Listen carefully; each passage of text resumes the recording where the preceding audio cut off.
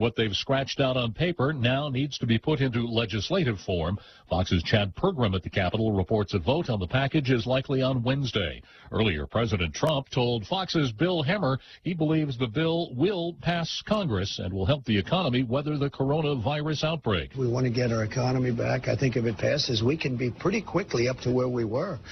And it actually gives us a stepping stone. I think we're going to ultimately top where we were.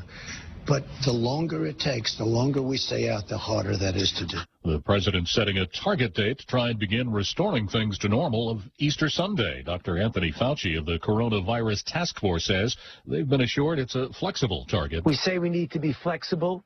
He realizes that and he accepts that. I mean, he doesn't want to give up his aspirational goal, but he's flexible enough to say, okay, let's look at it on a day-by-day basis.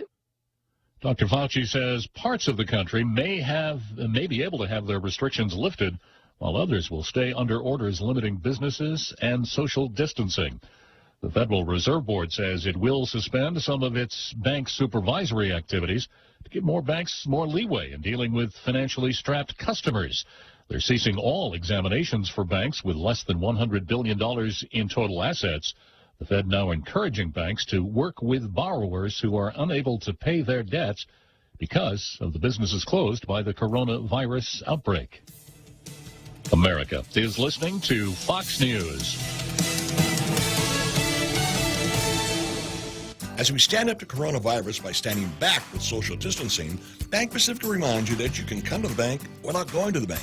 Use many of our other delivery platforms like online banking at bankpacific.com, accessing cash at our ATMs, shopping with our debit cards. For businesses, we have secure cash and check drop windows, and we are employing a new smarter mobile app with remote deposit capture in the next few weeks. We're all in this together, and together we will win.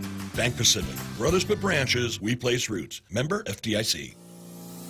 Docomo Pacific wants to keep your business connected. When you sign up for a smart business bundle, you're gaining more than just mobile, internet, and phone services. Receive unbeatable value for your money and the convenience of having it all on one bill. All your business services on the widest and fastest network in Guam and the Marianas. Call 688-2677 for more information on partnering your business. Docomo Pacific Business, delivering your future today. Recapping this hour's Fox News alerts, a deal has been reached on an estimated $2 trillion economic relief package to inoculate the economy against the effects of the coronavirus. We're now getting some details. Senate Minority Leader Chuck Schumer just saying on the Senate floor the deal includes $150 billion to aid state and local governments and about $130 billion in aid to hospitals. It also guarantees unemployment and a return to work for those furloughed because of the outbreak. The Senate now in recess until noon on Wednesday. A vote is likely later in the day. Treasury Secretary Steven Mnuchin says the president will absolutely sign the bill if it passes the House. The market's reacting already. Dow futures, which had been down about 250 points just an hour ago, are now trading about 100 points higher. Asian markets are higher as well. Some pretty serious charges against a New Jersey man for faking the coronavirus. New Jersey Governor Phil Murphy was not happy about this incident, even called this unidentified man a knucklehead. Here's what happened. A defendant who got into a dispute with an employee of Wegmans coughed on the woman and told her after doing so that he had coronavirus. The governor talking about the case during a press briefing Tuesday. When the cops showed up, the man refused to give his name or driver's license for at least 40 minutes. This man is now facing charges of making a terroristic threat, harassment, and obstruction of justice. Governor Murphy thanking law enforcement and adding, "We will not take any non-compliant behavior." John Saucier, Fox News. Authorities in Pakistan have decided to suspend all domestic flight operations starting Thursday for at least 2 weeks. Part of the efforts aimed at curbing the spread of the virus. Last weekend, they banned all international flights. Japanese government says there'll not be a destructive tsunami wave from the huge earthquake that rattled Russia's Kuril Island a few hours ago. 7.5 magnitude. I'm Jack Callahan. This is Fox News. Hafaday, this is Congressman Nicholas. The federal government is making $7 million in small business disaster loans available for small businesses impacted by the coronavirus. If you would like more information, please contact our office at 671-475-6453 or our local Small Business Administration office at 671-472-7419. You can also email our office at michael.sanicolas@mail.house.gov. God bless you and God bless Guam. This ad was paid for with official funds from the Office of Congressman Michael F.Q. San Nicolas. Guam is home to strong and resolved people. As an island, we regularly deal with the destructive forces of nature together. We at Security Title know that when the storm passes, our families and neighbors will join together to clear the debris, to barbecue whatever is thawing in our freezers, and get back to the business of wholeheartedly living our lives. As our island struggles with the effects of the COVID-19 pandemic, let us remember that this too shall pass. Cocoa Coffee Company mugs are now here. Show pride for your island as you enjoy your delicious Circle K coffee. Each generously sized 16-ounce mug is etched with Guam-inspired images like Chief Gadao, Serena, Two Lovers, and many more. The Cocoa Coffee Company mug collection is available for a limited time only, so don't miss out. Get yours today and collect them all. Exclusively available at Circle K locations. A portion of the proceeds go toward the Cocoa Bird Recovery Program. Tall Tales with Bob Klitzkie is brought to you by Bank Pacific, banking on the Pacific for 65 years. Welcome to Tall Tales with Bob Klitzkie, the only show on talk radio where common sense is a lot more common. Phone lines are now open at 888-TALK. That's 888-8255. And now, The Point proudly brings you Tall Tales with Senator Bob Klitzkie. A well-regulated militia being necessary to the security of a free state, the right of the people to keep and bear arms shall not be infringed. That's how we start Tall Tales every day. It's an important part of the program. It's an important part of our lives. Whether you own a gun or not, it's one of those freedoms protected by our Bill of Rights. The first 10 amendments to our United States Constitution being extremely important to the individual rights and freedoms of all of us. And that's the reason that I always start the program with a respective reading of the Second Amendment, just to give you newcomers, the folks that haven't been listening to Tall Tales for some time, a clue as to what the program is about. The program is about the United States Constitution, the Bill of Rights, individual freedom, good government, open government, and politics, and other things of interest in our little corner of heaven right here on Guam.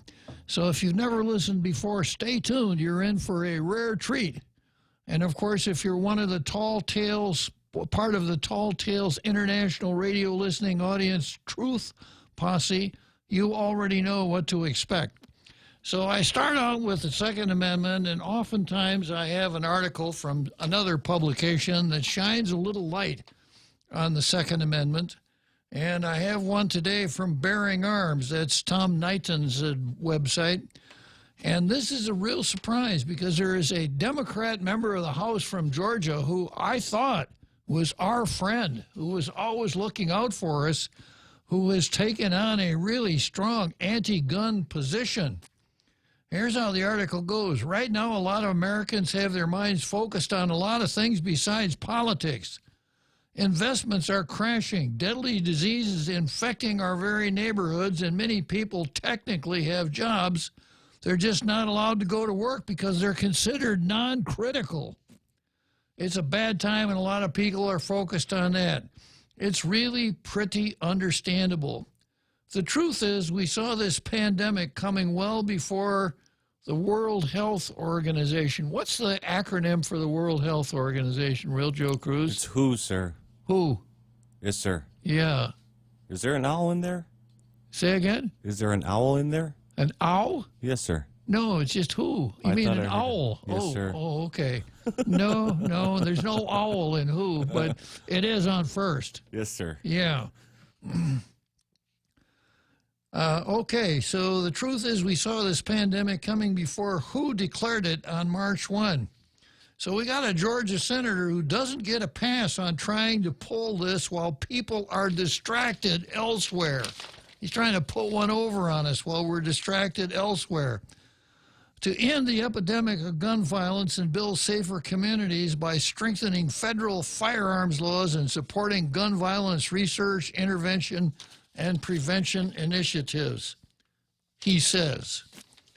So he's introduced a bill that would license to own firearms and ammunition, state firearms licensing, background check, firearms possession, protecting victims of domestic violence, fugitives from justice, gun-free school zones, and just a whole laundry list of the kind of stuff that we see as an infringement on our Second Amendment rights. Assault weapons. Oh, boy, that's a real bad thing. You know, no more assault weapons.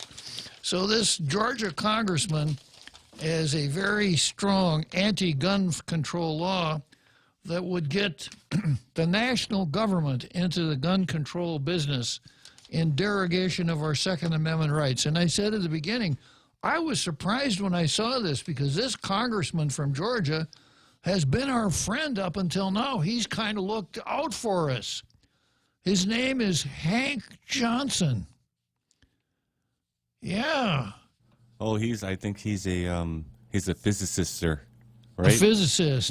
Yeah, well, a hydrologist, maybe. Hydrologist. Yeah, because you remember when we were talking about... Geologist. Yeah, moving more Marines to Guam, Hank came out and said on the floor or in a hearing at the House of Representatives to a military official, if we move more men, more people to Guam, aren't you afraid that the island will capsize, tip over?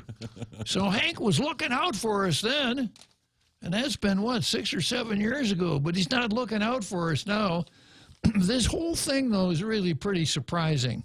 And this is the surprise. Not that Hank would introduce a piece of legislation like this, but that the people of Georgia keep sending him back to the legislature. I got a feeling that if he were representing Hawaii, they wouldn't send him back to the Congress, because people in Hawaii understand what being on an island is all about. But that's Hank Johnson. So that's a good way to start our program, remembering Hank Johnson and the time he was really looking out for us. Okay, so we'll put Hank Johnson aside for the moment, and we'll go straight from there to Zemi Ikotny.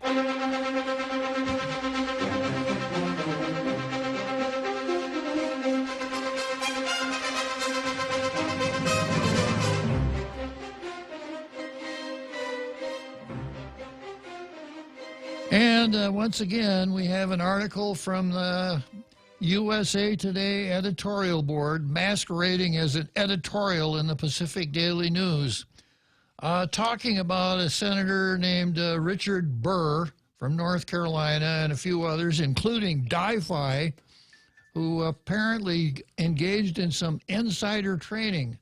They used information from a confidential brief that only they as senators were entitled to do some snazzy stock trading and cut their losses short when the market started to decline. An interesting story, but not one that we have to look to the editorial page of our daily newspaper for. We can find that anywhere online, a million other, I think even the Daily News covered it. So let's go from there straight to the Post. Everyday Guamanians need economic lifeline now. And I got to once again define the word Guamanians. We're using the word Guamanians now the same way they use the word Californians in California. That is, people who live in California.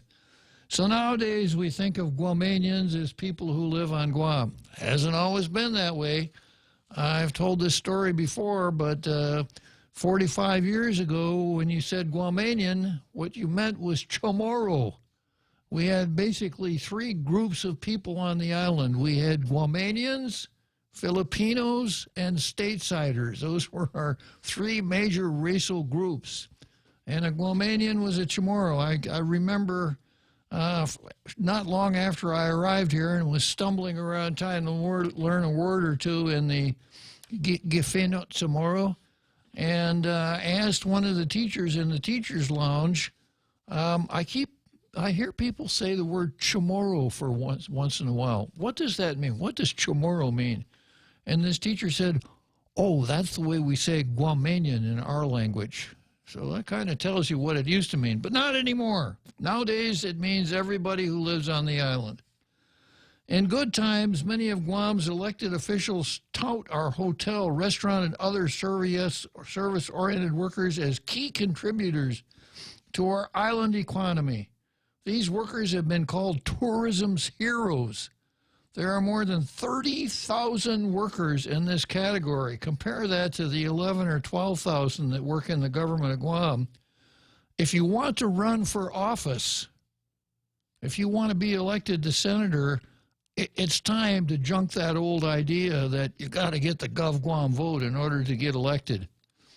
There are 30,000 workers in the tourist industry. And there are 30,000 households whose livelihoods are now in doubt, at least temporarily. In tough times, our tourism heroes need an economic lifeline. Many of them have been laid off or have had to endure cuts in pay.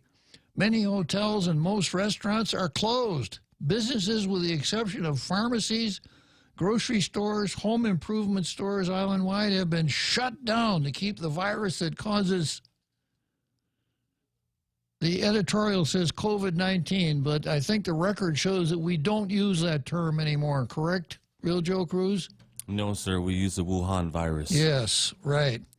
So they've been shut down by the virus that causes the Wuhan virus from spreading. And Andrew, thanks to you, we're using Wuhan virus instead of this COVID-19 stuff. Now that times are difficult for our tourism industry and economy in general, many private sector workers face one of the first paydays this Friday without paychecks or with significantly reduced paychecks, except for the small number of lucky ones who were employed by businesses that can afford to stretch their budgets and are conscientious enough to keep their workers on payroll. Many everyday Guamanians are already living paycheck to paycheck because of the high cost of food, gasoline, and rent on Guam will be squeezed further. Now, of course, a notable exception to that would be the lucky 15, who aren't going to come into session for quite some time, according to Speaker Tina Rose Munya-Barnes. So they aren't going to come into session. They're not going to do anything to deal with this particular crisis. But they are going to continue to draw their paychecks. No problem. There are efforts at the national level to help individuals and small business owners across the nation because of this unprecedented health and economic crisis. But as of Tuesday afternoon Guam time, U.S. House and Senate negotiators have been unable to pass the economic aid package that would benefit individuals. And we talked about that yesterday. Part of the problem was Nancy trying to load the bill up with all kinds of stuff that furthered the far-left Green New Deal agenda that really had nothing to do with the crisis. Okay, they have a shared goal. Now, when I see the word they, I'm never quite sure what it means. I'm looking back for the name of a person so I can identify it. They have a shared goal to help taxpayers and their families. What's not clear is how much federal assistance will be available for individuals and when the money will flow. U.S. Treasury Secretary Ted Mnuchin, boy, that's a hard name to say, M-N-U-C-H-I-N, Mnuchin, interviewed on CNBC Tuesday, Guam Time, said the administration and congressional leaders will aim to reach a deal within a day or so, and he expects the financial relief for individuals to be released in 2 or 3 weeks after President Trump signs off on the agreement. Congress's efforts, depending on what financial aid package becomes final, could provide $1,200 to $3,000 or more per household. In addition, Mnuchin said for small businesses, the plan is to give each employer federal government guaranteed bank loans to cover 2 weeks of payroll and some overhead expenses through the U.S. Small Business Administration. Small businesses are defined as those who employ no more than 500 workers per company. Does Choice Broadcasting come with under that ceiling, Real Joe Cruz? I don't think so, sir. I think we probably have more than 500. Yeah.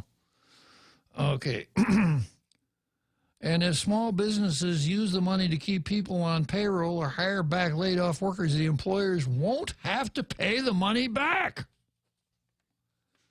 As long as companies hire back their workers, the loans will be forgiven, Mnuchin said on CNBC. So we want to make sure small business workers keep those workers employed, so employees get paid. But federal money for a 2-week pay period and about $3,000 per household will not be good enough if the the Wuhan virus economic disaster stretches on. Based on Guam's experience with post-9/11, post-Asian financial crisis, and post-severe acute respiratory syndrome economic downturns, it would take months for our visitor industry to bounce back. And I think that's absolutely correct. If, for instance, if somehow by magic tomorrow it were broadcast that we have a cure for the coronavirus and we have a vaccine and that there will be no more people suffering from coronavirus, my analysis would be it would take 2 or 3 months before our tourist industry to recover anyhow. Because people wouldn't just say, oh, okay, it's over. I'm going to pack up and go on vacation now. And, of course, people would be strapped a little bit financially. They wouldn't have the extra income that they would want to use if they took a vacation. And then there's always the I word, inertia. Once people get used to staying home and not doing anything, they're going to stay home and not do anything for a while until they are able to overcome that inertia. And then there's always the fearfulness among people. Well, they say it's over, but I don't want to get on any airplane. I don't want to go through any airports just in case. So my bet is it's going to take 2 or 3 months at the least to get our tourist industry back on the ground, back rolling again. And how long it will take to get up to the point where we're bringing in 1.6 million visitors a year, I think we're talking years rather than months on that one. I hope I'm wrong. Unfortunately, as the Real Joe Cruz will tell you, how often does it happen that I'm wrong about something, Real Joe Cruz? It's a very, very extremely, extraordinarily rare, sir. Yeah, that's what I thought. And even then, you're still right, sir. Yeah. Okay, well, thanks for your support, Real Joe Cruz. Okay. This means paychecks for the everyday Guamanians who aren't employed in Gov Guam may not be the same or may not be there at all for countless families. Gov Guam workers, at least for now, will continue to get paid.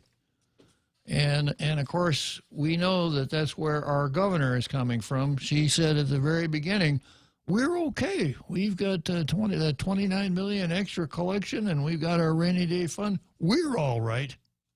I don't know about anybody else, but the government of Guam's okay. Editorial says, we urge Gov Guam to come up with and roll out its own package of financial relief soon for private sector workers. Well, that's exactly what Talina Nelson tried to do. She introduced a bill that would provide a form of unemployment compensation for those who have lost their jobs. She asked Speaker Tina Rose Munya Barnes to call a special session to act on it. And instead of doing that, Tina Rose Munya Barnes announced, no, we're not going to have any sessions for the future, for the foreseeable future. Too busy, you know. It takes dual efforts between the federal and local governments to help many Guam families survive both health-wise and financially. True enough. Not the hard-hitting editorial that we're looking for to get the blue star. So no blue star today, but I do want to comment a little bit. And that is that, yeah, we're entering some really tough times here. And people nowadays, hasn't always been this way, nowadays look to the government when things get tough and expect, well, what's the government going to do to help people in these tough times? And the government will, whether it's the local government or the national government, will come along with some measures to help. But I always come back to that nasty question that keeps dogging my consciousness. Who's going to pay for it?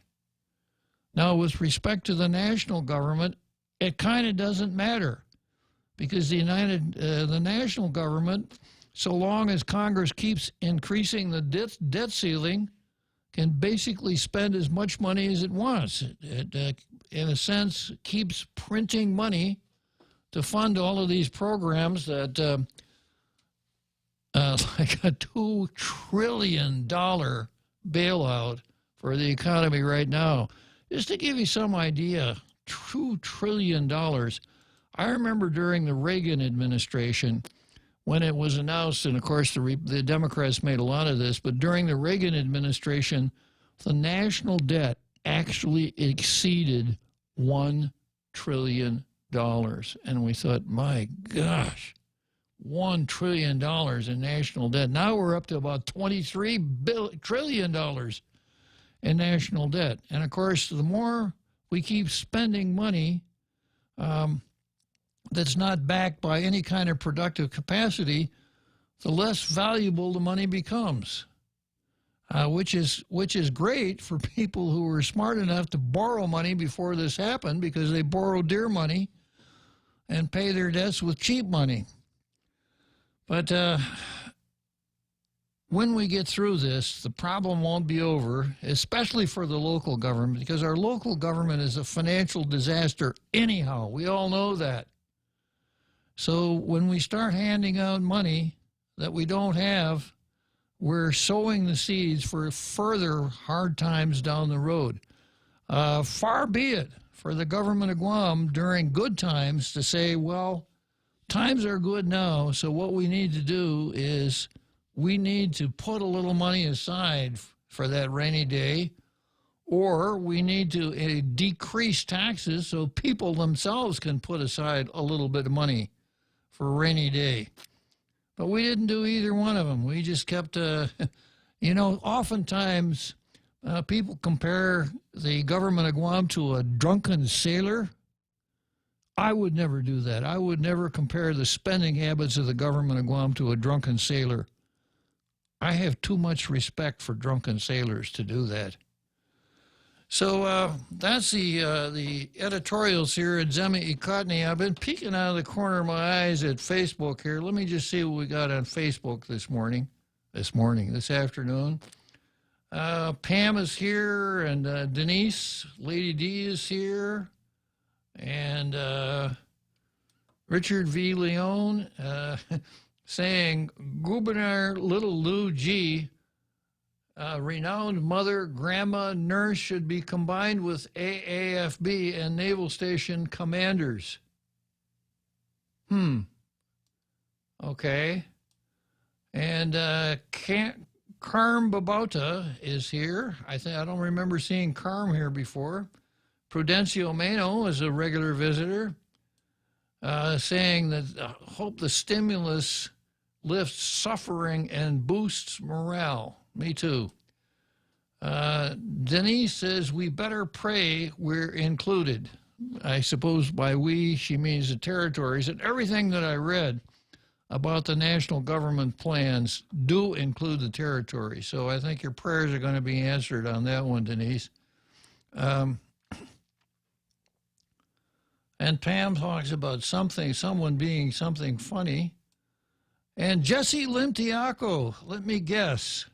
That's what they reported on Fox News, right? Ha, ha, ha. I do listen to Fox News, and I watch Fox News on TV. And, of course, if you're listening right now, you are listening to Fox News, Jesse.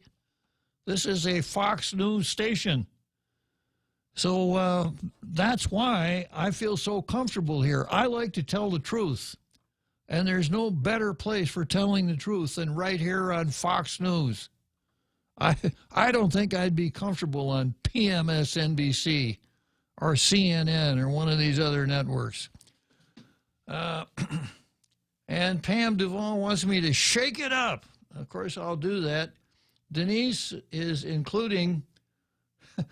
Denise, I think, is glad that I include the infamous Dianne Feinstein, who I always refer to as Di-Fi,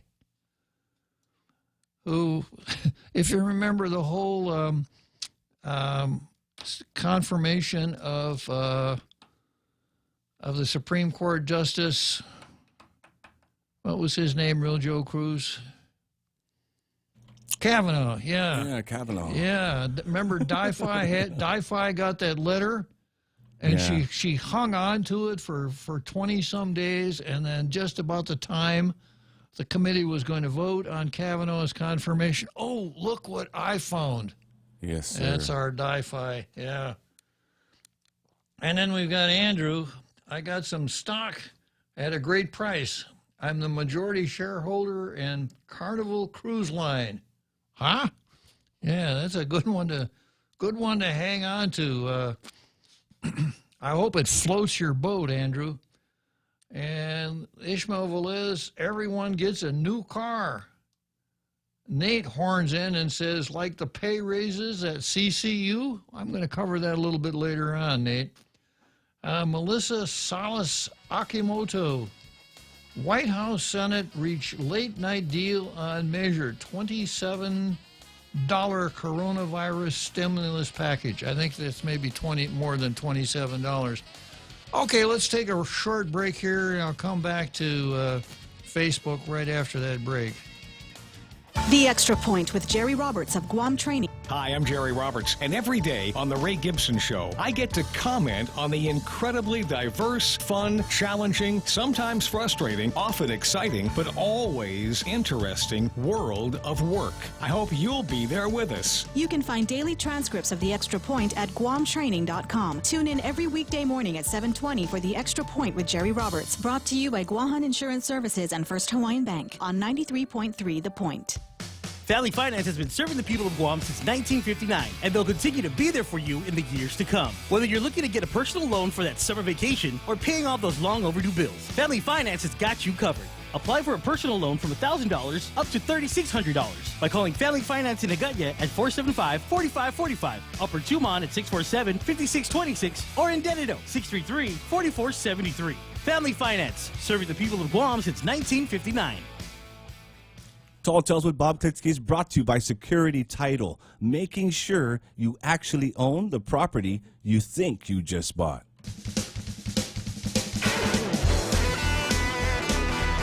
And now, back to Tall Tales with Bob Klitzkie, the one radio show politicians don't want you to listen to. Call now, 888-TALK. That's 888-8255. So I'm still peeking at Facebook here. Pam Duvall comes along and she says, you thought you were wrong once, but you were wrong. So does that still count as being wrong? If I said something and I was actually right, but I thought I was wrong about being wrong, does that still count as being wrong, Real Joe Cruz? I don't think so, sir. In this case, two wrongs don't make a right. Two wrongs don't make a right. Okay, I'm glad for that clarification. Thank you, and thank you, Pam Duvall. Let's see here. Andrew Camacho, if the end of the shutdown coincides with a Gov Guam holiday, do we stay home? Of course. If it coincides with the day after Thanksgiving or the day before Christmas or something like that, right? And we've got Nate horning in again, saying, well, as long as GovGuam employees are safe, that makes me able to sleep at night. Whew, glad they're okay. Yeah, that's kind of my concern, too.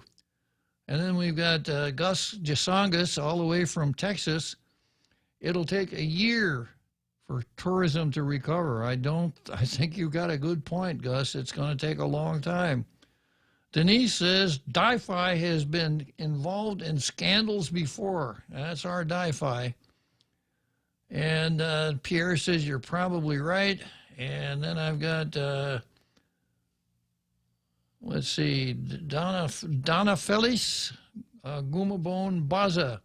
Half a day here in Washington, praying for people all over the world. Would like to say half a day to my friends in Guam and my families. Okay. Donna Felice Gumabone Baza. Hello, Donna.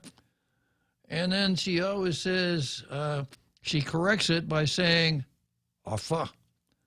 And then I've got Melissa Akimoto corrects her earlier post by saying, instead of $27, she's saying $2 trillion. Yeah, okay, thank you very much. So that's Facebook, such as it is up until now. From there, we go to the card. And this is what I have on the card. I've got Tall Tales versus the coronavirus, concentrating especially on Executive Order 2020-06. And then I've got Bavacqua versus History, which we started on before, the great epidemiologist, Michael Bavacqua. And then I've got the Wuhan virus versus abortion.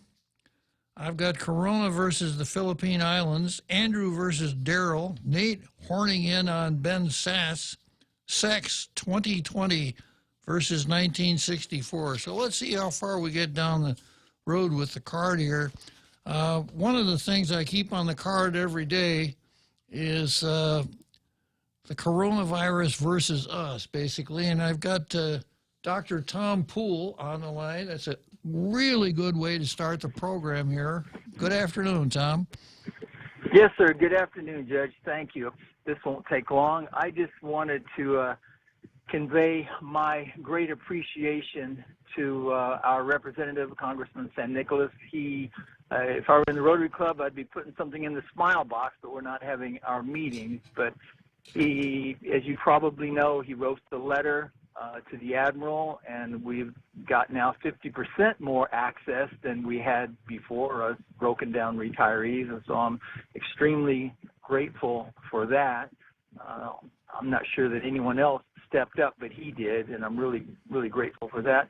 And then the other thing was that we got some good news in that he had written a lovely nomination for my son to the Naval Academy, and we just found out he got the appointment to the Naval Academy. So I am very much indebted to Congressman San Nicolas. I just wanted to share that. Well, constituent work is an important part of any congressman's duty, so good for Congressman San Nicolas. And with respect to the commissary and exchange matter, I mentioned on Tall Tales before that when a military commander gets what's called a congressional, a lot of bells start to ring and different reporting channels open up, and it's not something that can be taken lightly, even when the congressional comes from a non-voting delegate. So without having any inside information, I would not be surprised if Delegate San Nicolas's letter had something to do with the relief that you are so happy to have received, Tom. Yes, sir. I feel the same way. Thanks for letting me share that, Judge. Okay, good talking to you, Tom. Okay, so Dr. Tom Poole chimes in from time to time, usually with some enlightening comments. Today, I want to start out with Executive Order 2020-06, and it covers a lot of the aspects of the Wuhan virus epidemic that we're dealing with. But there is a portion in here that I see as extremely scary. It's paragraph 5 of that executive order dealing with the open government law. And I've mentioned before that as we proceed into this Wuhan virus disease, things are becoming frayed around the rug of our constitutional rights is becoming frayed around the edges. A couple days ago, I read a news story that the United States Department of Justice is asking Congress to adopt a really draconian bill or a draconian set of legislation that would basically make the writ of habeas corpus a dead letter. In other words, it would provide for unlimited detention without the detainee being brought before a judge so that the limits of his detention could be tested. A scary, scary signal coming from our national government. And, of course, whenever we get into that, I ask that same rhetorical question. Does emergency create power? In other words, when we're in an emergent situation, do government officials grab more power than they would be able to in an ordinary situation? And do people acquiesce in the government grabbing more of that power than would be acceptable in an ordinary situation? And unfortunately, I think my answer to both those questions is yes. And the sad thing is that you could turn that question inside out. If emergency creates power, then isn't it possible for power to create emergency? So those who have power create the emergency in order to acquire more power in themselves and their positions. I don't think that that's what's going on here, but I see some rather scary things going on. For instance, what I just mentioned about the Department of Justice wanting Congress to adopt some very draconian measures. Second thing, the Guam Election Commission saying, we don't need to have an election. We don't need to fill the vacancy in the mayor of Jonia. It's only 8 more months. What the heck? It's only an election. Forgetting that the name of the group that they serve on is the Guam Election Commission, not the Guam Postponement Commission or the Guam Excuses Commission.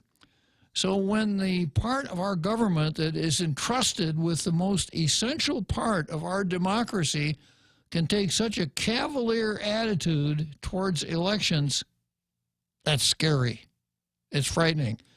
And it causes me to wonder, and I've thought about this before, elections are too important to entrust to politicians.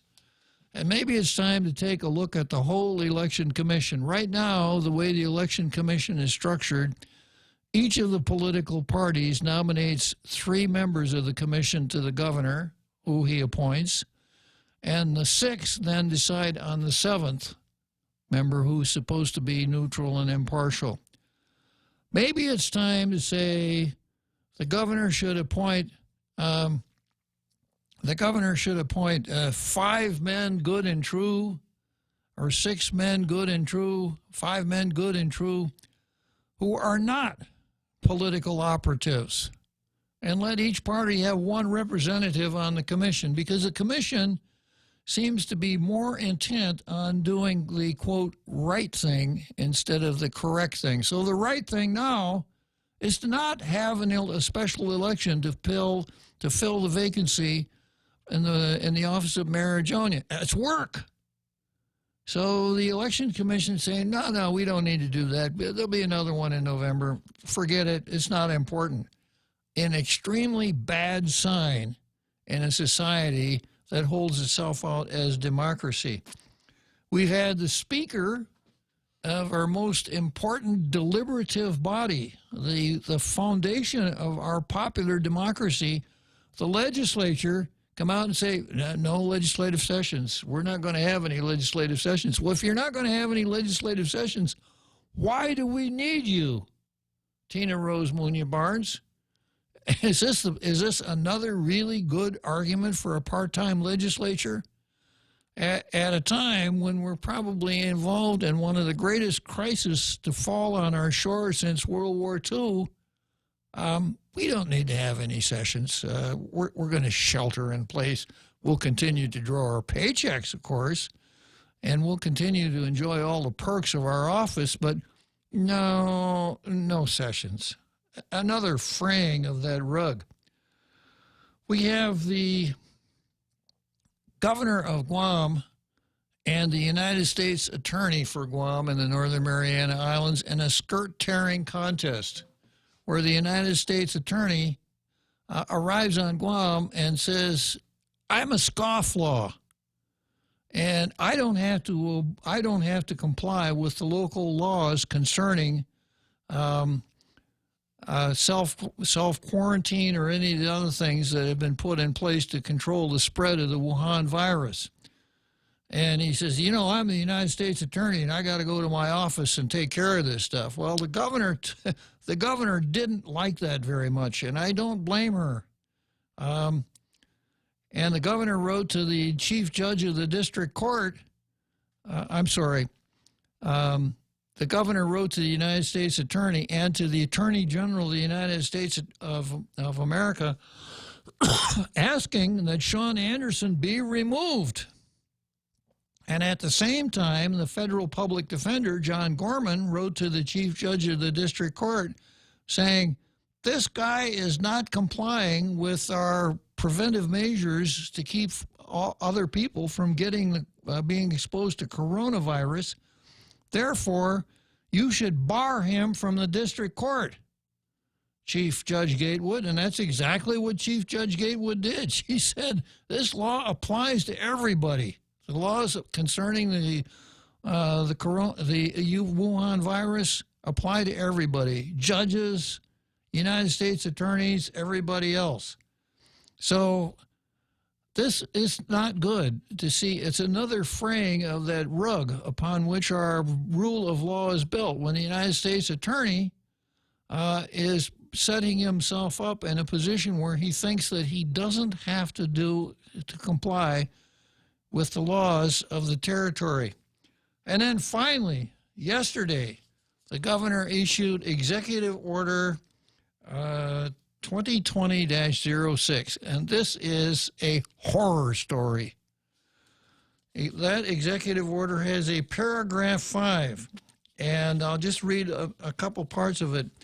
The application of sections 8103, 8107, 8108, 8109, 8110, 8114, and 8115 of Title V of the Guam Code are suspended until April 13. Now, those sections all are key parts of our open government law. And I'll go through and tell you what each one means. So, this is a classic case of emergency creating power, where the governor exercises authority under Title 10, Chapter 19 of the Government Code that seems to give her broad powers to deal with this kind of emergency. And she says, in effect, we're not going to have an open government law. She might just as well have said all of Chapter 10 is repealed, and I'll explain why in just a minute. But because the governor has suspended the operations of the sections that I just mentioned, this is what could happen today. Any board or commission on the island could get together. You know, the members could call one another and say, hey, let's have a meeting. Let's have it at my house.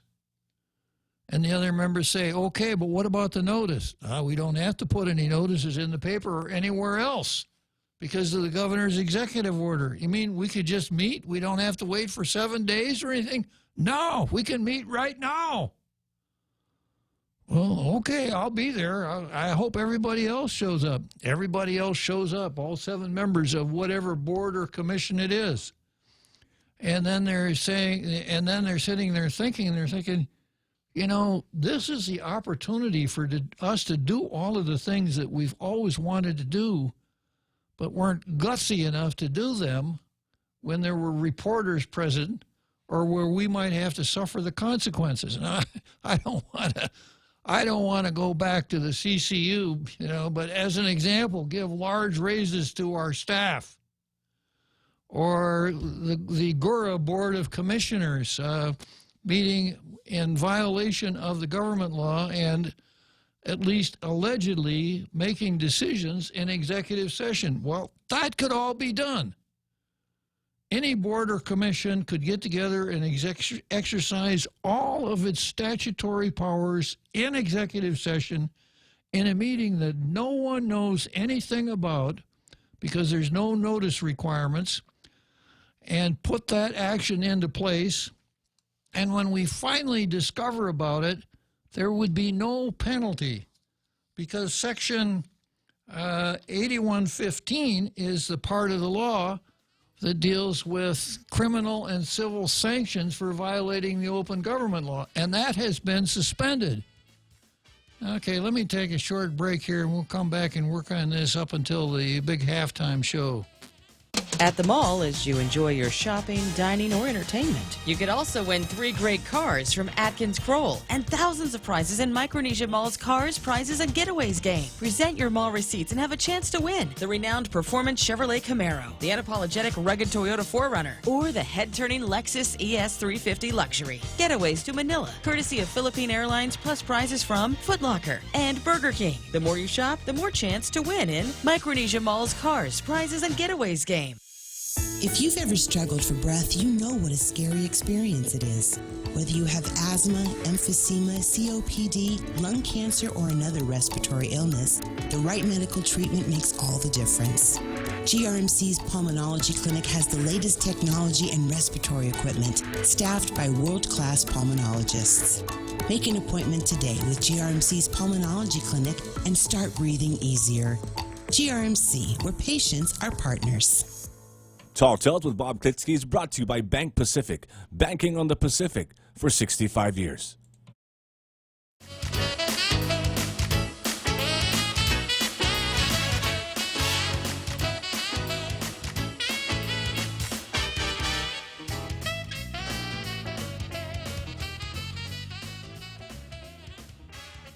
So here we are again with the open government law, and I've described the scenario that could take place, maybe is taking place, because of Executive Order 2020-06, where Governor Leon Guerrero has voided 7 important sections of the open government law. She avoided all of the notice requirements. So you won't see a notice in the paper saying that the CCU or GURA or the Civil Service Commission or any other commission is meeting on such and such a date. It won't be necessary. And since the penalty section of the open government law, Section 8115, has been suspended, members of boards or commissions could take illegal, what would ordinarily be illegal actions, like meeting completely in executive session and doing all their business in executive session, and there can be no penalty. And there's a Section 8114 that says any action conducted in violation of the law is void. Well, Leon Guerrero suspended that one too. So she does reference 8113.1, and that's the reporting section that says that all boards and commissions must send recordings of their stuff to the Office of Public Accountability and must send minutes to the governor and the speaker.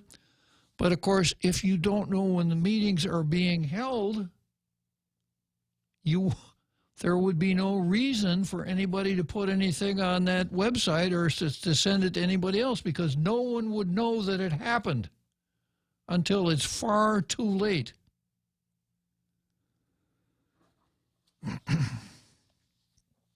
So this is an extremely serious matter. Yeah, I know we're dealing with a lot of serious matters. People are out of work and money is tight and people are getting sick, et cetera, et cetera. But to wipe out what has been an extremely important of the citizen's method to hold his government accountable with the stroke of a pen is scary. I mean, it's scary in itself. And, of course, it could very well be just the top of a very slippery slope. If the governor figures, well, I can do away with the open government law, What else can I do away with that I really don't like? Not a good idea at all. So think of the abuses that can occur in the absence of an open government law. And once again, the governor has suspended the operation of those sections of the law that require notice be given of any meeting. The governor has suspended the portion of the law that says action and taken in violation of the law is void. So in other words, a board could violate the law and its action would not be voided.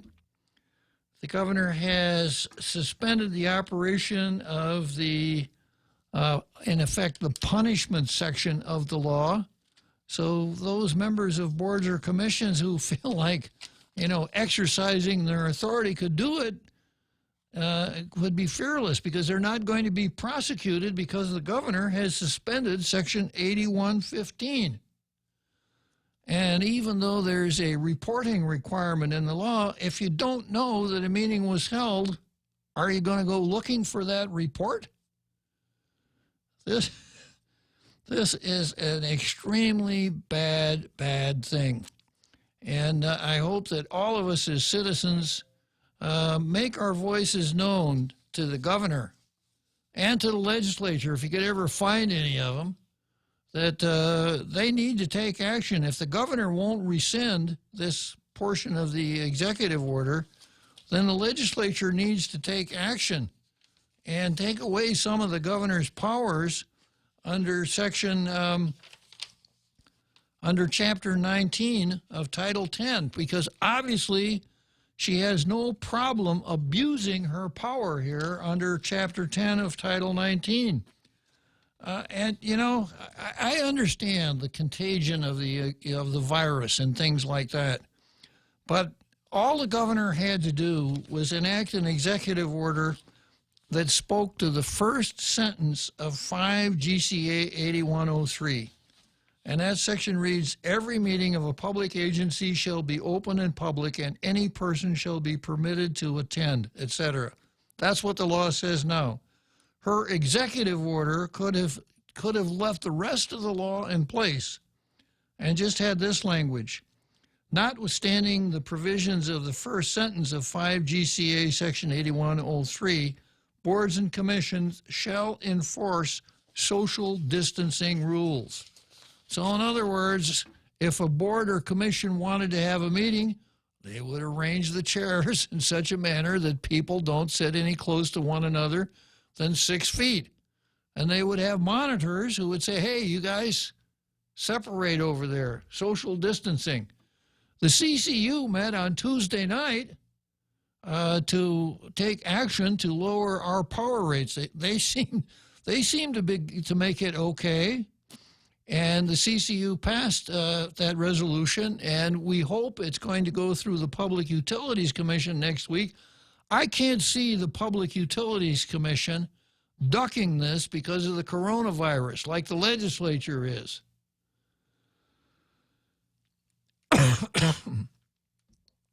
So it's one thing, to deal with a serious threat to the public health. It's something else to engage in this kind of dictatorial activity with one of our most important rights here as citizens, the open government law. The beginning of the open government law says, the legislature declares it is the policy of this territory that the formation of public policy and decisions is public and shall not be conducted in secret. The people of Guam do not yield their individual rights. Well, I'm going to come back to this after the big halftime show, and I'll be looking for your comments on Facebook, and the phone lines are open. I hope we can talk about this extremely dictatorial executive order from the governor.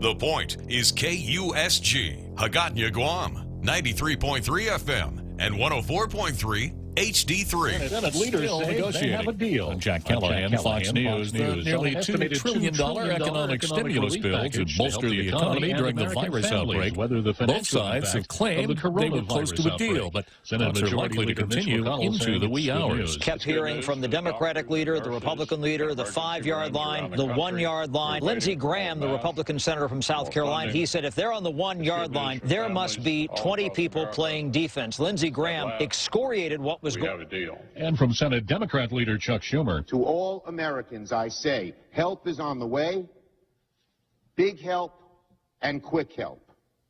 We're going to take up and pass this package to care for those who are now caring for us. The bill reportedly includes $130 billion for hospitals, $150 billion for states and local governments, and as Fox's Chad Pergram reports, benefits for people who've lost income. Something that Chuck Schumer alluded to in his remarks, he said that this bill is going to have unemployment benefits, quote, on steroids. And basically what he was saying here, and think about just how expensive this is going to be, is that if you are laid off, the federal government will pay you your salary and guarantee that the company for whom you work will bring you back on so they can get back up on the ground as fast as possible when this is all over. The Senate will reconvene at noon today. A vote on passage of the bill expected later on. Then it goes to the House for consideration. This says the number of people killed in the United States now passes 800, with more than 55,000 infections in the states. Globally, nearly 19,000 people have died from the virus. Asian stock markets closing Wednesday up sharply. Dow futures are now trading more than 150 points higher. America is listening to Fox News. Guam is home to strong and resolved people. As an island, we regularly deal with the destructive forces of nature together. We at Security Title know that when the storm passes, our families and neighbors will join together to clear the debris, to barbecue whatever is thawing in our freezers, and get back to the business of wholeheartedly living our lives. As our island struggles with the effects of the COVID-19 pandemic, let us remember that this too shall pass. As we stand up to coronavirus by standing back with social distancing, Bank Pacific reminds you that you can come to the bank without going to the bank. Use many of our other delivery platforms like online banking at bankpacific.com, accessing cash at our ATMs, shopping with our debit cards. For businesses, we have secure cash and check drop windows, and we are employing a new smarter mobile app with remote deposit capture in the next few weeks. We're all in this together, and together we will win. Bank Pacific. Brothers but branches, we place roots. Member FDIC. While Congress was debating the economic relief package, American industry was stepping up to provide some of the items in high demand during the outbreak. 3M ran out of those specialized ventilated protective hoods for doctors and nurses, and so Ford Motor Company offered help. How can we take off-the-shelf automotive components, the best of 3M and their insight on developing this medical equipment and these respirators, and develop a simplified system? Ford VP Jim Bombeck says the wearable hoods needed to blow filtered air, and Ford had a way to do that. Taking blower motors out of a heated and cooled seat out of an F-150, powering it with a battery pack off of a cordless tool, and leveraging HEPA filters from 3M to actually create these hoods. And with Ford's United Auto Workers volunteering to do the labor, they're helping 3M make more. Evan Brown, Fox News. The world's largest democracy now under the world's biggest lockdown. India's 1.3 billion people ordered to stay at home in a bid to stop the coronavirus pandemic from spreading and overwhelming India's fragile healthcare system. More movies are going online for the homebound. The Tribeca Film Festival is hoping to ease tensions at home by offering more entertainment that you can stream online for free. The series, a short film a day, keeps anxiety away, debuts a different film from a different filmmaker each day, starting March 30th. While Turner Classic Movies took their now canceled popular annual Classic Film Festival and decided to bring it home with the TCM Classic Film Festival Special Home Edition. The entire festival will air in your home for free starting April 16th with George Cukor's A Star is Born and going to April 20th. Michelle Polino, Fox News. And I'm Jack Callahan. This is Fox News.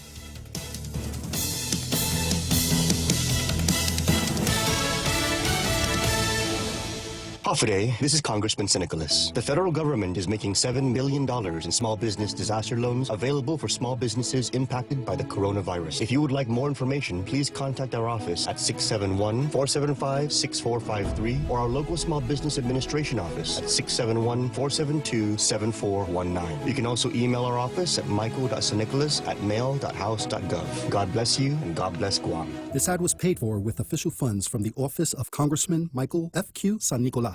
At the mall, as you enjoy your shopping, dining, or entertainment, you could also win 3 great cars from Atkins Kroll and thousands of prizes in Micronesia Mall's Cars, Prizes, and Getaways game. Present your mall receipts and have a chance to win the renowned performance Chevrolet Camaro, the unapologetic rugged Toyota 4Runner, or the head-turning Lexus ES350 Luxury. Getaways to Manila, courtesy of Philippine Airlines, plus prizes from Foot Locker and Burger King. The more you shop, the more chance to win in Micronesia Mall's Cars, Prizes, and Getaways game. Cocoa Coffee Company is now available at Circle K. Single origin coffee beans, carefully sourced and locally roasted to give you the freshest cup of coffee Guam has to offer. Grab a cup that's brewed every 30 minutes or purchase a bag of the locally roasted whole beans. Flavors now serving: light medium roasted Ethiopia and medium dark roasted Jamaican Blue Mountain. Exclusively available at Circle K. With every Cocoa Coffee Company purchase, a portion of the proceeds will go towards the Cocoa Recovery Program. Tall Tales with Bob Klitzkie is brought to you by Bank Pacific, banking on the Pacific for 65 years.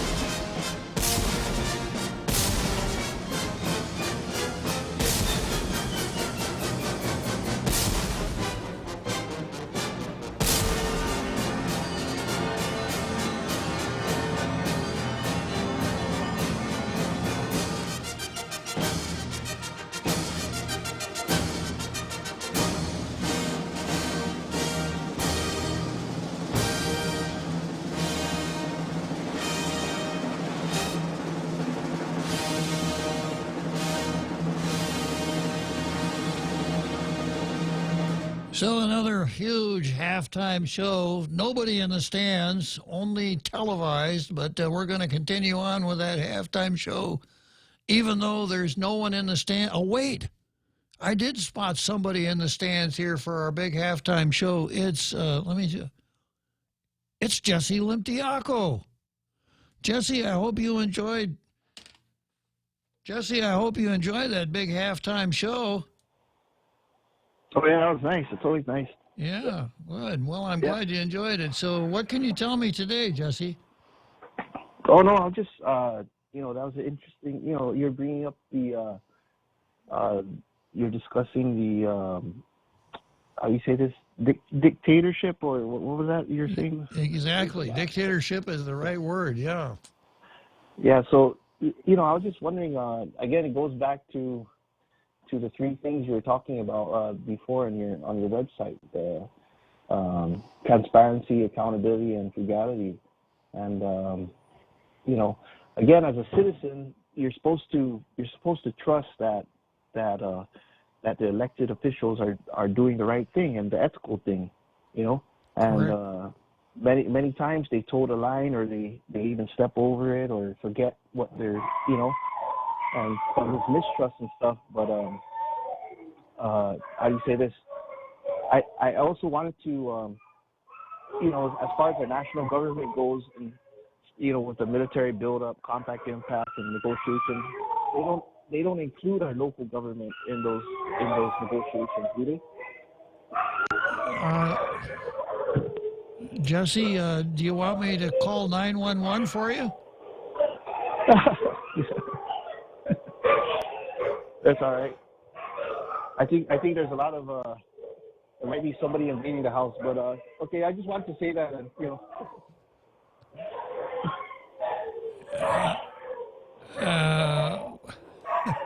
What? I kind of got lost in the screaming there. What did you say again, Jesse? let me call you back, because I think someone might be out.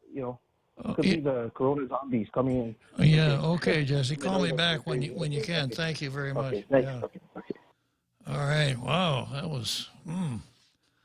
Okay, so where was I here? I was going to take a peek at Facebook here. Some of the comments here on. I think that's what it sounds like when the dogs see Dr. Poole.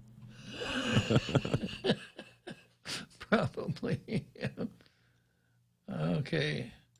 Let me see where I am here on Facebook.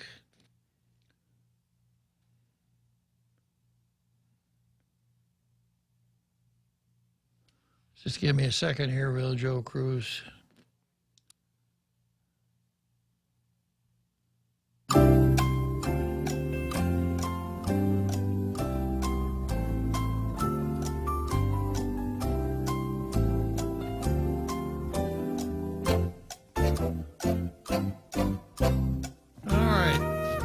So Denise Legaspi says GEC needs to be dragged into court. And I saw an earlier post here where Denise said, couldn't they have a meeting with, what exactly did she say? She didn't use the word network, but something along those lines.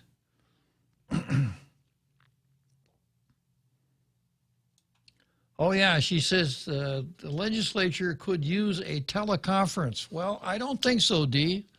I think the legislature must actually meet in real time at the legislature hall. I don't think they can teleconference. And beyond that, I would think that would be a horrible idea. You know, we get such poor performance out of them now. If they could sit at home in front of a microphone and a camera like I'm doing right now, we wouldn't even get that degree of performance out of them. So they got to come down to the legislature and meet. That's what they get paid for. And once again, I know that the Wuhan virus is a threat, but look at the rest of our community. When you go to Payless, there are people working in Payless. When you go to fill up your tank at Shell, there are people working in that gas station. And when you go to other businesses that are still open, there are people working in there.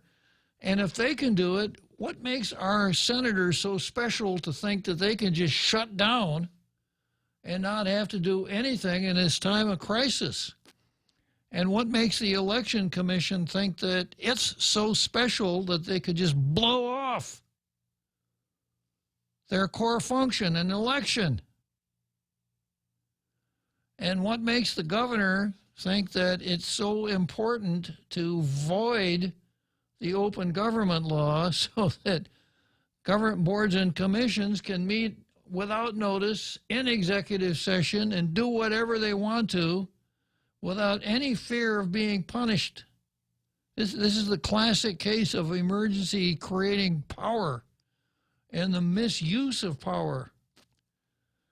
So no, Dee, I don't think the legislature can teleconference, and I certainly wouldn't want them to engage in that. I agree with you on GEC. They need to be dragged somewhere. Andrew Camacho says they're too busy playing Candy Crush. And Pam Duvall borrows a page from my book. We don't need no stinking sessions. That's a direct quote from Speaker Barnes. And then Ishmael Velez, Pierre Taurine, Che Bavacqua, Mr. Personality, just gave us a lesson in virology, one which revolves around the historical chronology of Guam's people's immunology. And I'm going to get back to that today, I think. And then Andrew says, going back to the executive order, we will wake up on April 13 to find across-the-board pay raises. It's certainly possible. So, you know, I know there's somebody out there saying, well, you know, don't you trust anybody? You know, they're good people. They're our people, don't you? And the answer is no. I don't trust anybody. I don't trust anyone who has the ability to operate in the dark and make decisions for which he will not, make decisions for which they will not be held accountable because the governor has suspended that portion of the law that would allow them to be held accountable. Not a good idea at all. And we've already seen with Gura and the CCU that vigilance and strict enforcement of the law is absolutely necessary to avoid these kinds of problems. Okay, and then I got Jesse who says, Therese Terlahi stated this morning they are using some type of tech to communicate and do their jobs. What, 2 tin cans tied to some kite string again? You do your job, senators. You do your job by introducing, debating, passing bills. That's your job. None of the rest of it is your job. Introducing resolutions, holding oversight hearings where you can show off, etc. All nice to have. But your job is to meet in session and to introduce and pass laws. Like, for instance, Talina Nelson's, which directly addresses the situation we're in right now. But no, Jesse, and no, Therese Terlahi, there's no type of tech to communicate to do your job. Andrew Camacho, the golden rule. He who has the gold makes the rule. That's pretty true, Andrew. And Pam Duvall, too much authority. Richard V. Leone. And, leave it alone. Camacho says nothing. The Guam Bar Association says nothing. As a matter of fact, the Attorney General suggested this to Lou, according to a PNC news story. It was at his suggestion that she did this. A really bad idea, leaving on a jet plane. A bad idea, you know, and my sarcasm gland works overtime here, saying that, well, if you didn't have to prosecute any more open government cases, you wouldn't lose anymore, would you, Levin? Like the last one you lost. So by not making it against the law to violate the open government law, then your risk of losing prosecutions goes way, way down. And the necessity for you to prosecute goes way, way down, so you have to do less. So, yeah, good recommendation. Maybe you could ask the governor to suspend some of the other laws, you know, like maybe robbery and burglary and some of these other things. She could suspend those, and then you wouldn't have to prosecute them either.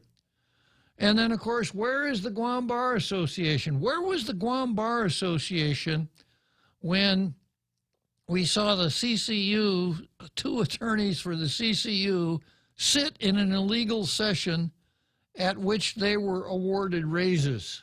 We didn't hear anything out of the Guam Bar Association. And,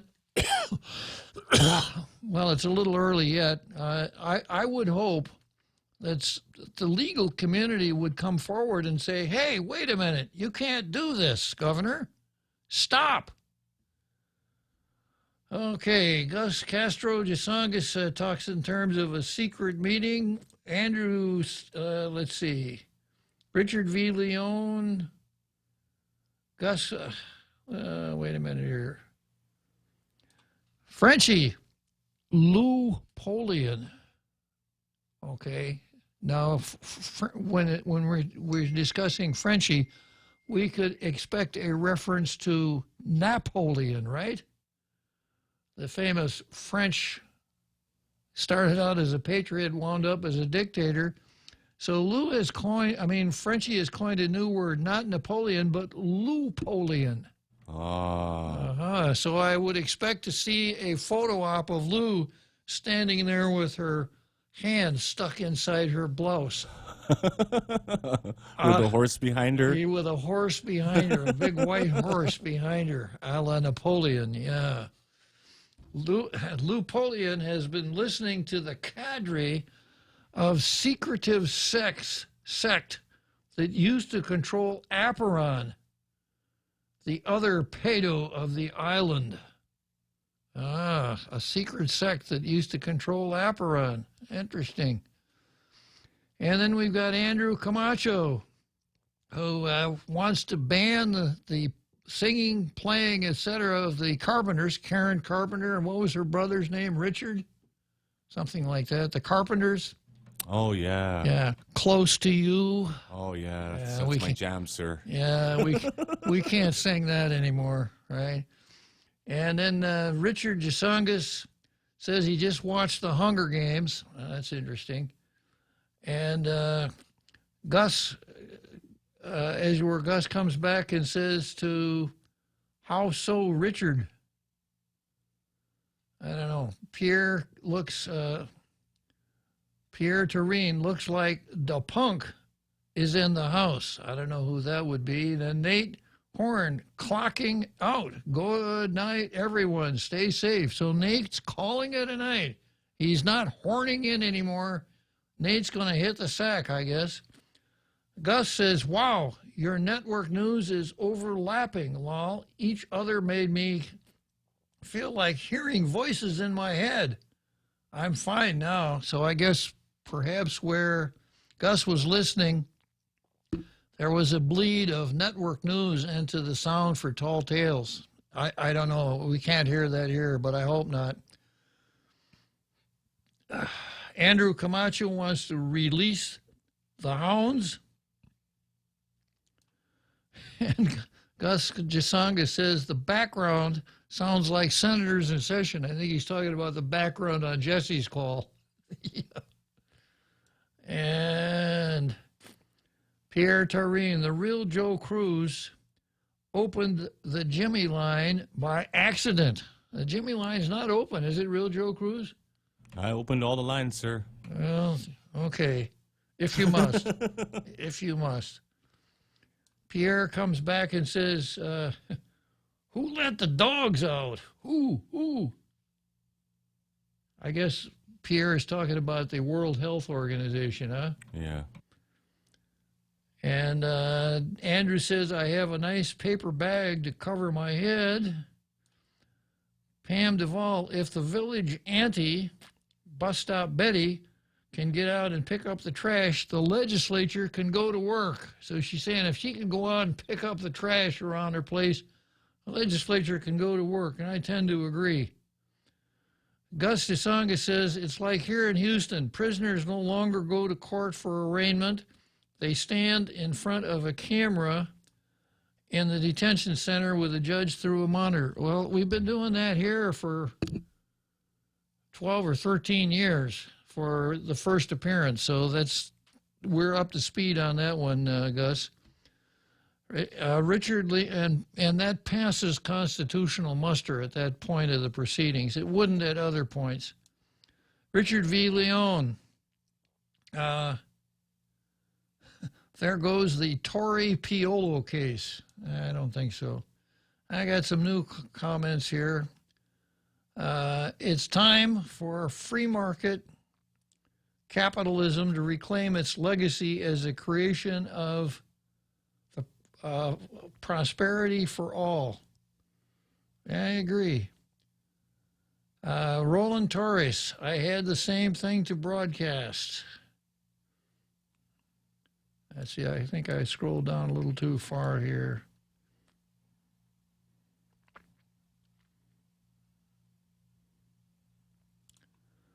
Yeah, Gus Castro Gisongas, it's like here in Houston, prisoners no longer go to court. Yeah, I read that one and pointed out that we do that here and have done it for quite some time. Okay, so that's Facebook. So keep the Facebook comments coming, and remember 888-8255 if you want to hear your voice on our international radio listening audience. I've talked a lot about Executive Order 2020-06, and I'll be talking about it tomorrow. I'm a little surprised at the news media. The only news media that covered it was PNC, and I heard Kevin say that the governor has suspended the open government law, which in effect is what she did by suspending those sections. Now, you would think that if anybody would would get upset about the suspension of the open government law, it would be reporters in the media. Because a news-generating event is the meeting of a board or commission, unless you just don't feel like going. So anything that tends to detract from openness and transparency is bad news for the media. But the other three outlets didn't even cover it. And Kevin's coverage was just cursory saying, yeah, the governor suspended the open government law. I thought that was really kind of strange. And it kind of reminds me of what happened when the CCU back in January passed those salary increases in executive session, and media outlets said, yeah, the salary increases were passed in executive session. There's nothing to see here. Move along. Until a radio talk show host said, hey, wait a minute, you can't do that stuff in executive session. Did some FOIAs, et cetera, and shined some light on that. So media, we hope that as members of the Fourth Estate, you will be on the front line in protecting openness and transparency in our government. Because you're the ones that benefit from it the most, and we benefit the most from it when you do it. So please stay on that. And then Frenchie says he gives the Lupolian moniker to Ishmael Velez. Okay, good enough. And then our Carl chimes in on Facebook. Maybe his phone is broken. The decision to do away with the open government law, even temporarily, is very revealing of this administration's motivations. If anything, we need that law more now than ever at times like this. If there's a secret law on Guam for elsewhere, that law is it. Now, let me see the rest of this chain here. Yeah, that's our Carl chiming in on that one. Good observation. If we ever needed an open government law, it's now. If we ever needed a sunshine law, it's now. In times like this, in tough times like this. Okay, so I think we've probably spent enough time on this. I'll spend more time on it tomorrow. I'm going to go to the next item on the card here. I have Bavacqua versus history, but I'm going to hang on to that for a little while. And, okay, Jesse's back. You're back, Jesse. Yeah, sorry about that. Yeah, I can hear you now. Yeah. Just going back to that open government law. Yes. The governor, I guess that's in her power, in her authority to do that from the Organic Act, right? It's in her authority pursuant to Chapter 19 of Title 10, maybe, arguably. Okay. Yeah. Okay. Yeah, so, again, just going back to how you said about frugality, transparency, and accountability. And again, those are just things that politicians are expected to, or people that get elected into office are expected to practice, Right. And, I would like to think that the people we elect do that, and sometimes they go over the line or they don't do those things.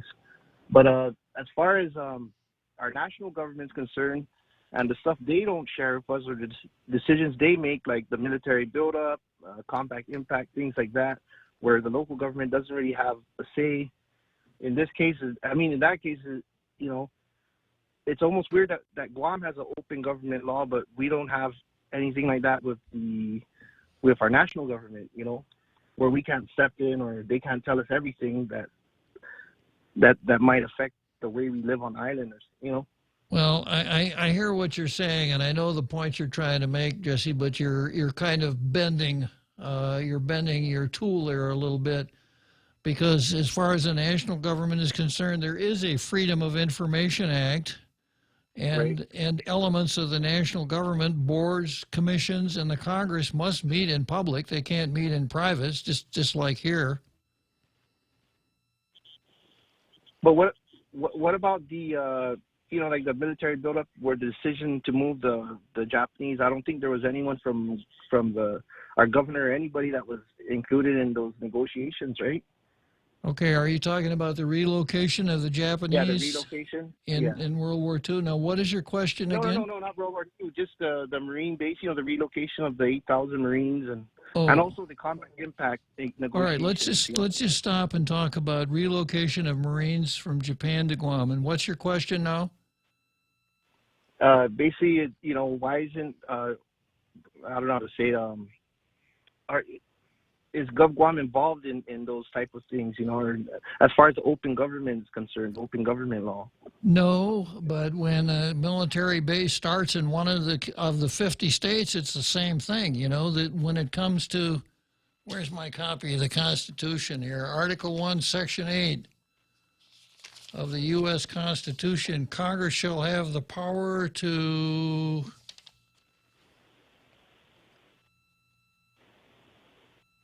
declare war, as you were, to raise and support armies and to provide and maintain a navy. So it's within the power of the national government to raise and support armies and to build a navy. So that's not a matter of state function, Jesse.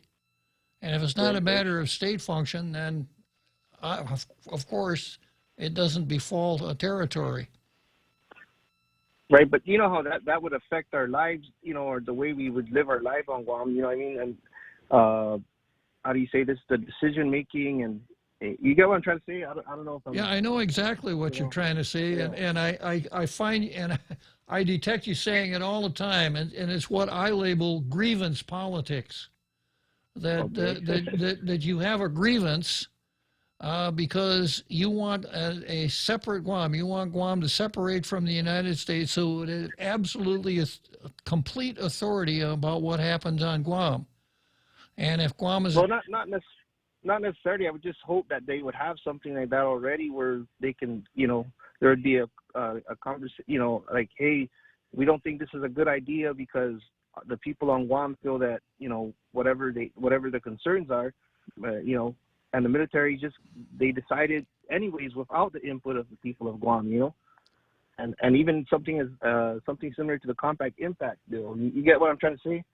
Yeah, I do, but it comes back again to the to the structure of our government. It's kind of like George Eustachio about every 2 months writes a letter to the editor where he says, federal government, stop jacking Guam around. Well, the federal government doesn't jack Guam around, and as I've explained before, there isn't a building somewhere on the mall in Washington, D.C. with Greek columns, et cetera, and a sign on the front of the building that says, screw Guam Department. It just isn't the way it works.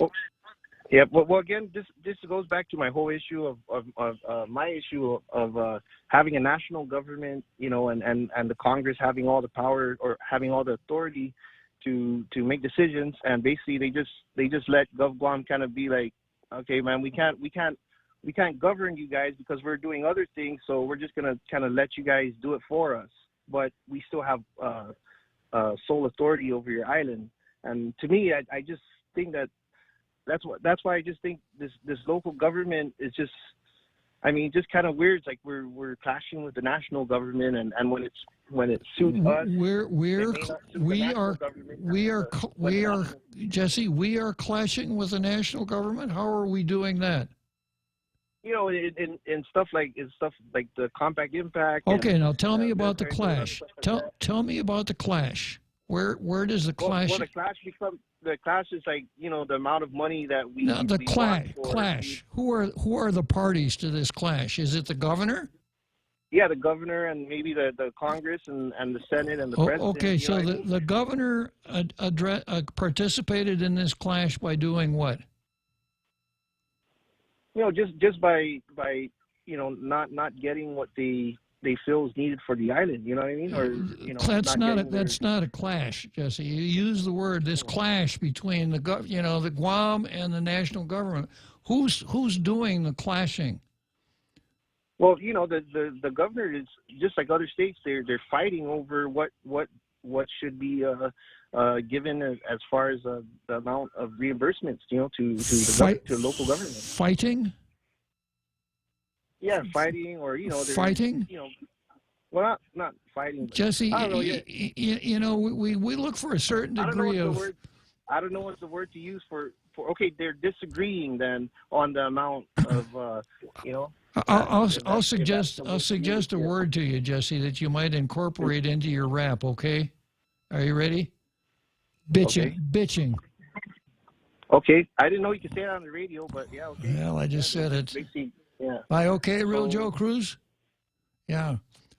Yeah. So the fact that when it comes to relocating from Marines from Japan to Guam, and there are local people on Guam that bitch about it, doesn't mean that the government of Guam and the national government are clashing over anything.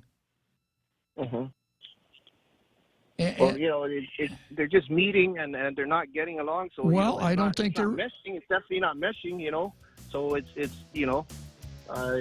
but anyways, I just wanted to ask that, and that's all. I'm just kind of curious. Yeah, it's an interesting thought process, Jesse, but it's got nothing to do with the Open Government Law or the Sunshine Act.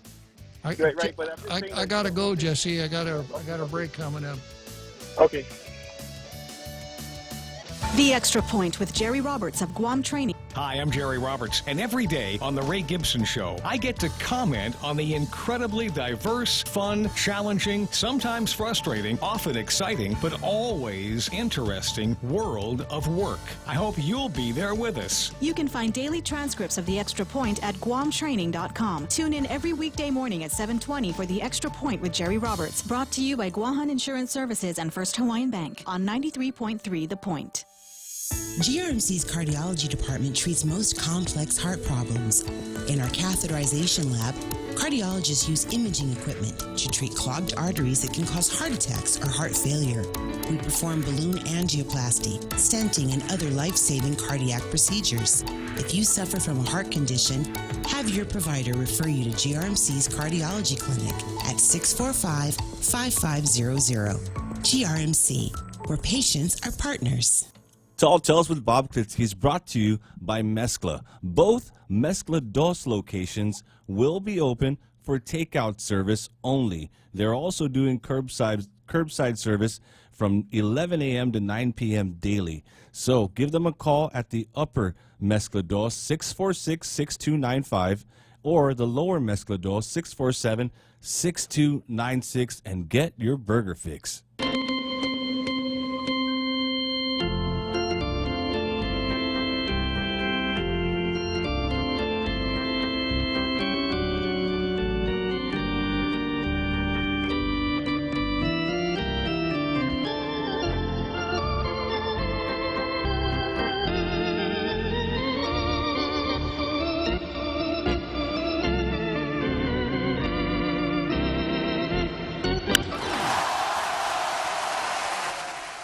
So, seventh inning stretch, Wrigley Field, Chicago, and although there is a lockdown and there are very few people wandering around, I see our Carl sitting right out there in the center field bleachers, and I'll get to him in just a second, but I want to pick up a little bit on some of the remarks of Jesse. Jesse said, and what I gather from Jesse is that if he doesn't like something that the national government does, it is a structural fallacy with the government.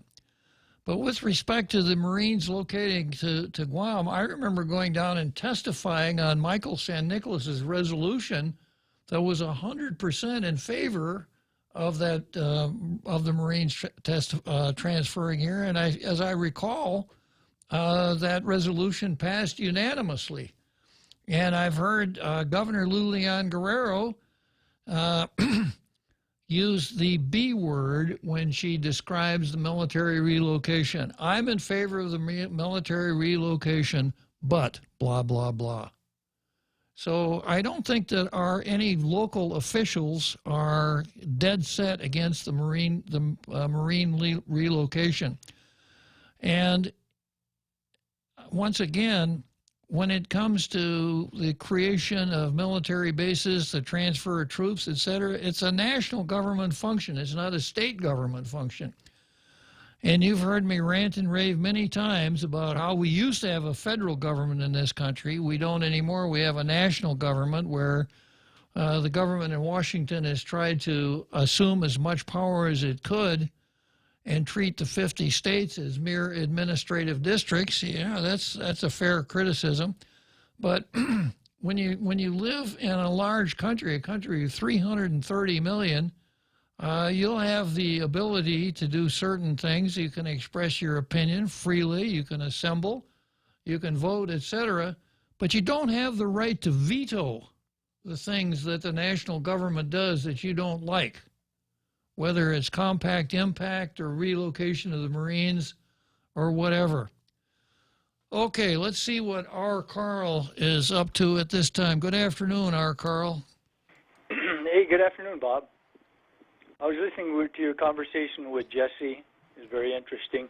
I just like to bring up again something you brought up before, that we, a lot of the things we're going through now are, of course, the United States has their, responsibility for the situation. There's no doubt about that. But we also have our responsibility in how we've not been as proactive as we could have been over the decades, as far as picking up the tools that have been given to us and over time improving our situation. Like, for example, creating a constitution, which each of the 50 states has their own constitution, as you've mentioned, and working to improve our control, our own power over our own labor situation, our own immigration laws. We've had the ability to enact our own tax code since 1986 and have done nothing with it. Yeah, dealing the present tax code creates something more competitive to draw in more job creators. And, I think we've been, just like locally, we've been going after the low-hanging fruit, the bright, shiny objects, and the big, ugly stuff that is really hard. And no doubt about it, it's, these things take a lot of work. But the payoff is huge. And so we have to bear part of the responsibility for where we find ourselves and not just always palm it off on, that big old, the national government. And I learned these things from listening to you. I've got a question. You mentioned one of the territories, I don't know if it's American Samoa. It's got American in it somewhere, but they actually approached the United States about becoming a territory. They were a sovereign island at one point, right? You can remind me who it was that did that. That could be the island of Texas, Carl. Island of Texas. Yeah, Carl, Texas was a sovereign country up until 1845 when the United States annexed Texas, or according to some of the Texans I know, in 1845, Texas annexed the United States. But American Samoa, around the turn of the last century, was a German and British colony. The Brits let the Kiwis administer all of Samoa, and there was a little bit of tension as to who would be the top dog in Samoa. So an agreement was finally made that the Germans would relinquish their claims, leaving the Americans and the Kiwis behind. So the Samoan chiefs petitioned the United States, please take us over. And the United States did, but they didn't actually respond to that petition until sometime in the 1930s. So the reason American Samoa is because that's what the people in Samoa wanted and still want. Do they have more, I don't want to say sovereignty, there's a word I'm looking for. Do they have more control over things like their immigration, their labor, how much autonomy do they have? Well, they have enough autonomy so that the upper house of their legislature is composed of either traditional chiefs or people appointed by traditional chiefs, things that wouldn't pass muster under the United States Constitution. So you talk about culture. The word in their language is Fa'as Samoa, and their government is built around Fa'as Samoa. And I've pointed this out before, Carl. No one ever thought of this around the turn of the last century, but that's the genius of unincorporated territorial status, because the national government has great flexibility in how it wants to deal with unincorporated territories. The uniformity clause of the Constitution doesn't apply, which is a tremendous advantage. So American Samoa is also an unincorporated territory then? Am I understanding right? It's an unincorporated, unorganized territory. It's not incorporated, and it has no organic act. Yeah, it's interesting how, the core leadership of the separatist movement has been so, I would say, somewhat successful in painting our present situation as just awful, Yeah, well, with the Marines relocating to Guam, we didn't have the ability to veto that. That's awful, right? We should have been able to have a straw vote here to determine whether or not we wanted Marines to relocate here, and if enough people said no, they shouldn't come. Yeah. Yeah, and, to put that whole thing in perspective, I remember hearing a talk, I think it was by Robert Underwood, where he spoke about something I didn't realize, that sometime before the end of World War II, we actually were the largest American military base in the entire world. About 3/4 of the island was effectively a military base. There was over 250,000 military personnel on the island. So I don't think 5,000 is going to exactly sink the island. It's a tiny proportion of what it once was. The idea, Carl, after the liberation of Guam was that Guam was to be the staging area for the invasion of Japan. So there were 250,000 troops here, and it was the largest collection of war material in one location in the history of the world, probably the largest there'll ever be. But, of course, we know that the way World War II was ended, that invasion never occurred. Yeah.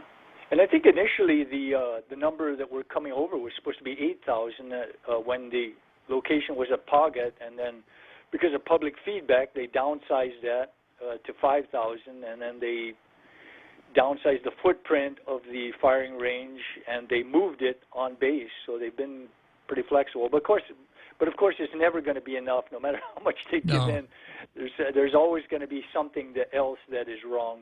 It's a never-ending. Even if it's a scraggly tree up on Anderson that the University of Guam and the Air Force have kept alive for the last 20 years. Remember when that was the rallying cry? Yeah. Yes. Yeah. Yeah. So, and another thing, this whole idea of the record of decision. That does solicit a lot of input from the folks that are affected, and then the interplay between the Guam, the SHPO, and military authorities, etc. So it's not as arbitrary and capricious as Jesse would want us to think, as he somehow works this into the fact that the comparison with the open government law and the FOIA law. Strange. Yeah, very true. Anyway, Bob, thank you for allowing me to chime in again and go at least one round on the Ferris wheel. Appreciate it. Yeah, okay. Well, glad to have you on board, Carl. Okay, so going to take a short break here, and then I noticed you opened the Joe line, Yes, Joe sir. Cruz. So I've had you on the line since the very beginning of the show, but now I have another Joe on the line, so I'll pick him up right after the break. Docomo Pacific wants to keep your business connected. When you sign up for a smart business bundle, you're gaining more than just mobile, internet, and phone services. Receive unbeatable value for your money and the convenience of having it all on one bill. All your business services on the widest and fastest network in Guam and the Marianas. Call 688-2677 for more information on partnering your business. Docomo Pacific Business, delivering your future today. Everyone has a busy schedule these days, and sometimes we forget to schedule our routine dental checkup and cleaning. Don't neglect your dental health. Schedule one today with Dr. Robert Yang and his Smile Team, conveniently located at the East West Business Center on Marine Drive, Upper Tumon. Call us today at 647-8702 or 3. Again, that's 647-8702 or 647-8703. We make smiles happen. Tall Tales with Bob Klitzkie is brought to you by Bank Pacific, banking on the Pacific for 65 years.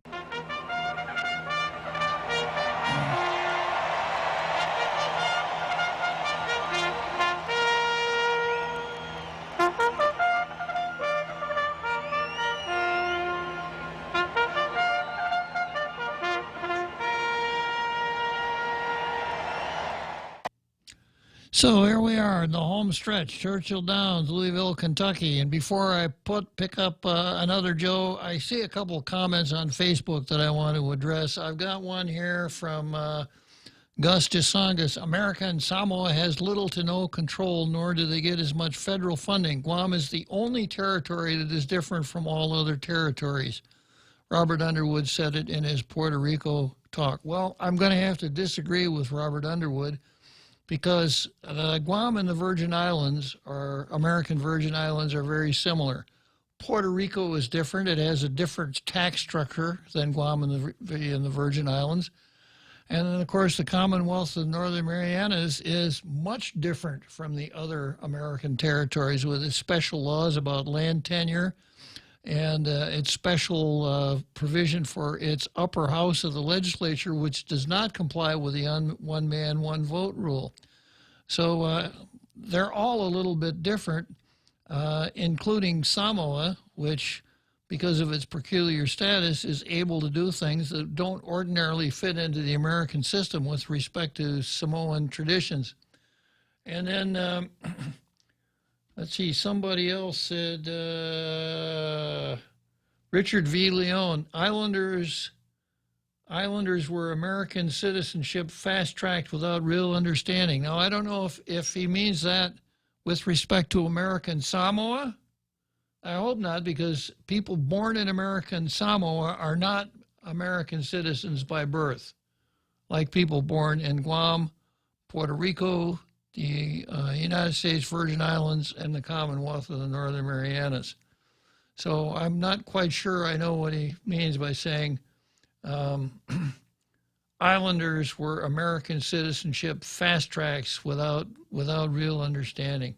Certainly not in Samoa. And then Gus says, Bob, I truly enjoy your show when I get home. Thank you. Okay, well, glad to have you on board all the way from Houston or Brownsville or wherever you happen to be today, Gus Gisongas. And I'm also glad to have on board another Joe. Good afternoon, another Joe. Yeah, goodbye. Wow, man, lots of subject matter there you cover. So I tried to give our governor.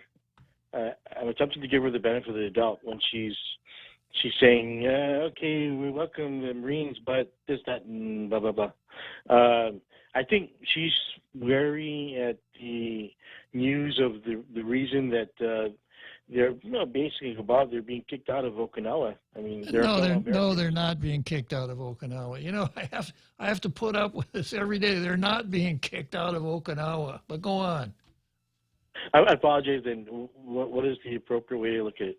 The United States and Japan have reached an agreement as to the relocation of some of the American forces in Japan to Guam, Australia, and Hawaii.